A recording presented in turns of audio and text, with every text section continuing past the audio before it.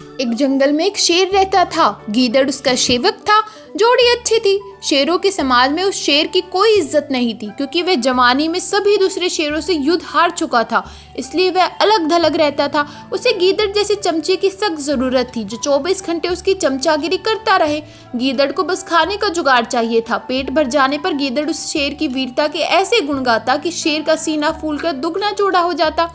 एक दिन शेर ने एक बिगडैल जंगली सांड का शिकार करने का साहस कर डाला।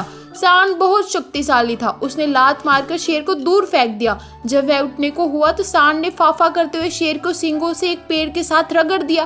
किसी तरह शेर जान बचाकर भागा। शेर सींगों की मार से काफी जख्मी हो गया था।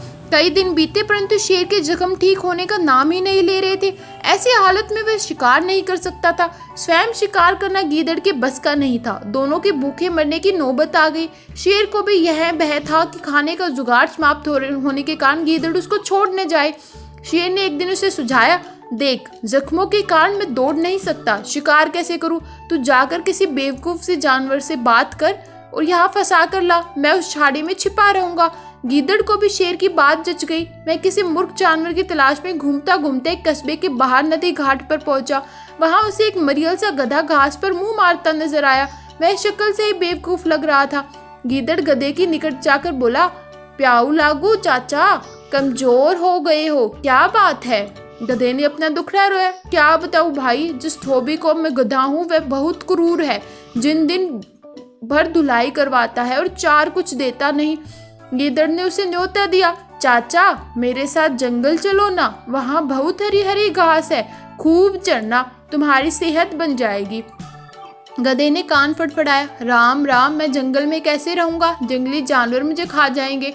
चाचा, तुम्हें शायद पता नहीं कि जंगल में एक बगुला भक्ति जी का सत्संग हुआ था।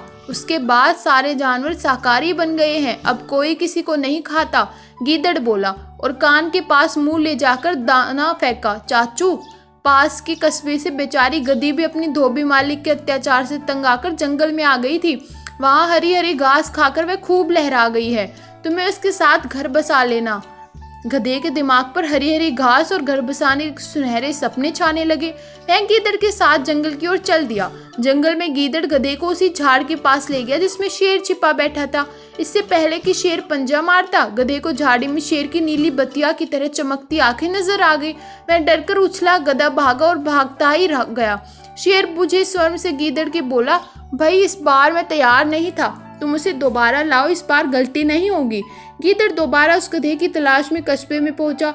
उसे देखते ही बोला, चाचा तुमने तो मेरी नाक कटवा दी, तुम अपनी दुल्हन से डरकर भाग गए।